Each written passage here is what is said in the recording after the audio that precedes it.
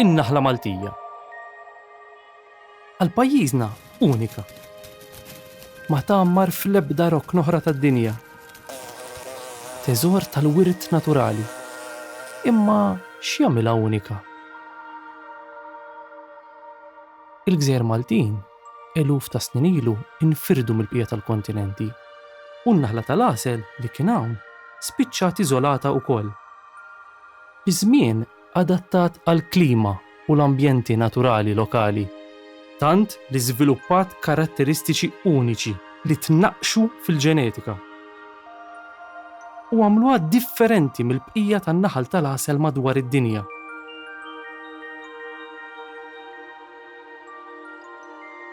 Fid-disajnijiet ġiet studjata u nstab li hi sottospeċi unika. Ingħatat l-isem xjentifiku Apis mellifera rutneri. Tifla ħassjuf nixfa Maltin. U dawret iċ-ċiklu tagħha madwar iż-żminijiet meta l-aktar ikun hawn abbundanza ta' fjuri.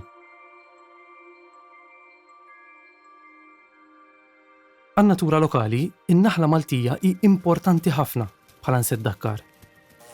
Taqdi rwol ekoloġiku kemm għall-flora naturali kif ukoll għall-prodotti agrikoli. In-naħla Maltija u l-prodotti li nieħdu minnha minn dejjem kellhom rabta intima ma' dawn il-gżejjer. Biss l-isem Malta aktar xi fisser għasel ħelu.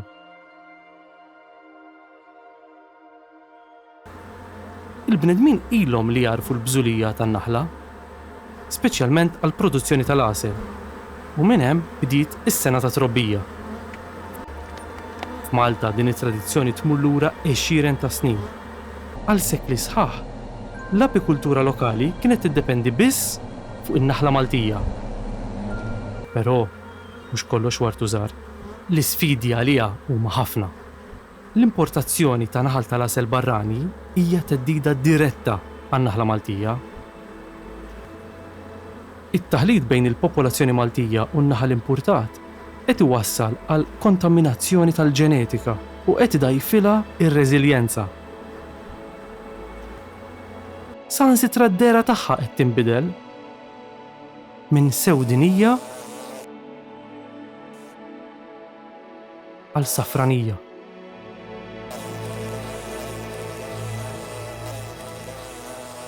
Għalhekk trid tittieħed azzjoni urġenti favur il-konservazzjoni tan-naħla Maltija ħalli dan l-insett speċjali nipproteġuh. In-naħla ta' Malta l-Apis mellifera rutneri li jien tajta isimha għax fl-istudju li għamilna waqafuqi x'isem sentuha u jiena dirli li għandna ntuha il-dak il-xjentist Ġermaniż illi għamel omru kollu jistudja fuq il-kwalità tan-naħla. In-naħla Maltija qed tiffaċċja inkwiet kbir fil-futur. Ta' jkollok reġina ta' Malta u tkun fl-aqwa tagħha bejn l-ewwel u t-tielet sena, pollen iġġib fl-ammont iktar mit-Taljana. Fl-ammont ukoll l-għasel. Naħla ta' Malta, li evolvit għall-klima tagħna, kien hemm xogħol xjentifiku kbir fuqha u sabu li din hija differenti minn sottospeċi ta' naħal ieħor li hemm fl-Ewropa. Hija naħla illi l-adattat ruħha għall-Gżejjer Maltin hija iktar tajba biex trabbija f'Malta. Hija ħafna iktar reżiljenti għall-mart, għal ħafna affarijiet, anke pereżempju bl-Oriental Hornet, tajjeb il-Vespa Orientalis. Ġifieri hemm dawn l-affarijiet kollha pożittivi għalfejn wieħed għandu ikabbar u jkompli jaħdem bin-naħla Maltija. It-trabbija ta' naħal lokali ġewwa Malta hija indubjament bażi sostenibbli ta' kif wieħed jaħdem fl-apikoltura. U n-naħal huwa kruċjali biex ikompli jgħin il-konservazzjoni tan-naħla Maltija. Għaliex naħal għandu interess li jkollu naħal b'saħħtu u għandu interess ukoll li jieħu produzzjoni min-naħal li jkun qed irabbi. Jekk aħna ma nimpurtawx affarijiet li għandhom x'jaqsmu man-naħal kif ukoll in-naħal, awtomatikament qegħdin nissalvagwardjaw in-naħal minn pesti u mart li jista' jiġi minn barra. Jekk inti se jkollok naħal b'saħħtu, jekk inti se jkollok naħal adattata għall-ambjent, milli jkollok id-naħal isfroda sa jmutlek, seta ma kellek xejn.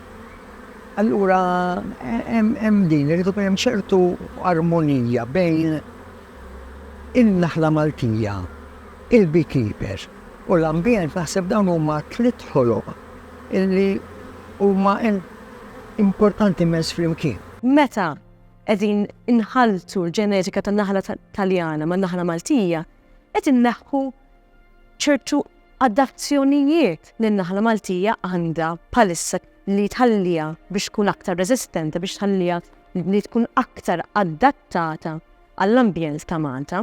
Il-problema kbira imma hija li meta qiegħda titħallat man-naħla Taljana qiegħda tonqos l-abilità tagħha biex tgħix u għaldaqstant tispiċċaw nitilfu n-naħla Maltija.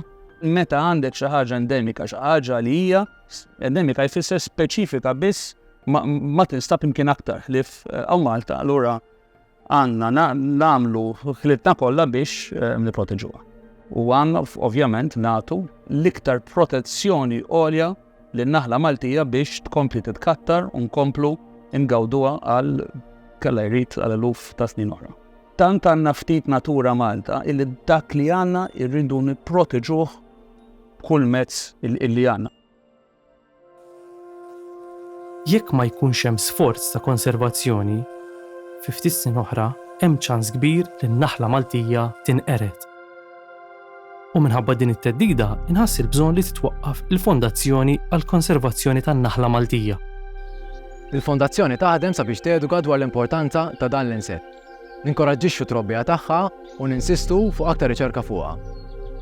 Nisqu li tfassal pjantazzjoni sabiex il-ġenerazzjonijiet futuri f'dan il-pajjiż jibqgħu gawdu minn dan it-teżor uniku.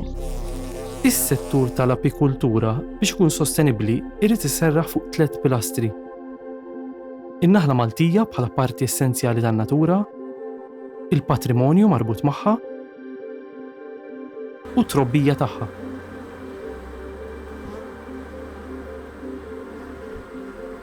Mingħajr imqar wieħed minnhom dan il-qasam jotor.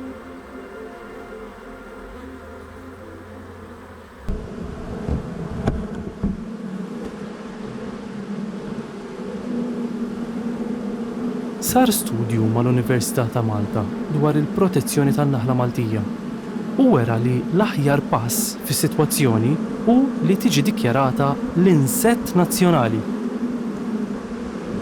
Fl-2023 saret talba lill-Awtorità tal-Ambjent u Riżorsi biex jibda dan il-proċess.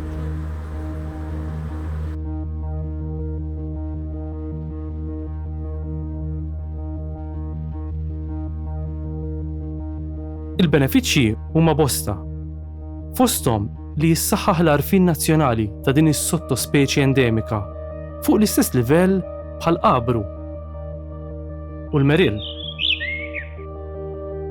In-naħal jieħu rwol ta' gwardjan tal-insett nazzjonali bl-opportunitajiet kollha li din l-inizjattiva se iġġib magħha.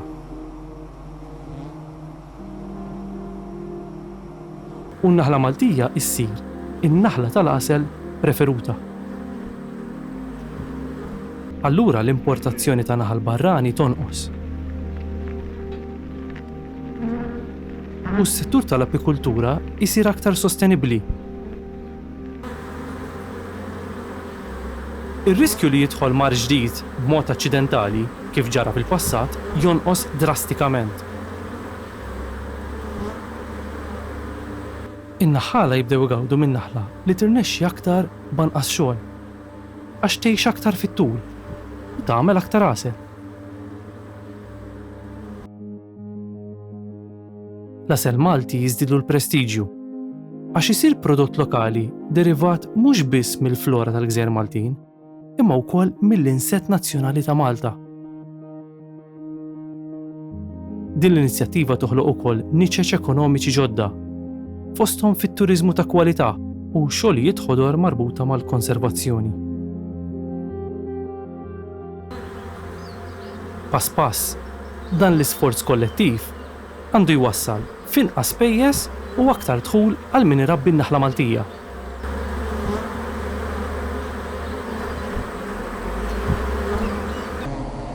Din opportunità tad-deb biex Malta sservi ta' xempju għal pajjiżi oħra.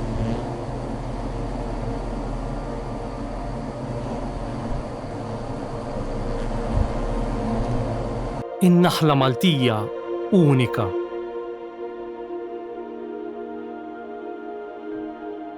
Ħolqa importanti tan-natura. Biss f'riskju ta' estinzjoni. Azzjoni konkreta lejn il-protezzjoni tagħha hija urġenti. Jeħtieġ li nħarsuha qabel taħarbilna minn idejna.